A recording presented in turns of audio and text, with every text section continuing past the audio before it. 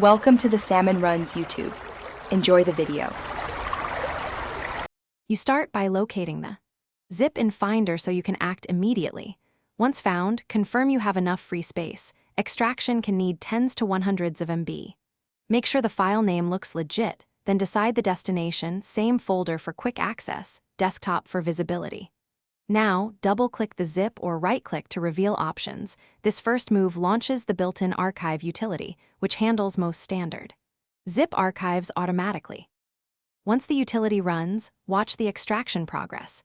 macOS creates a folder with the zip name, which organizes everything for you. Make sure to inspect file types immediately. Documents, images, or apps require different handling. If you see scripts or executables, pause. You may need to adjust permissions or verify source. You can also use Preview for images and Quick Look for documents to confirm contents without launching apps, so you avoid running anything unsafe. To finish, organize the extracted files and delete the original.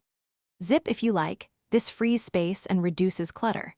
If Archive utility fails, try right-click Open with the Unarchiver or Open Terminal and run Unzip File Name. Zip, that gives clearer errors. Make sure to scan any unexpected or executable files with a malware scanner. If a file refuses to open, check permissions via GetInfo, adjust as needed, and retry. That single troubleshoot. Thanks for watching.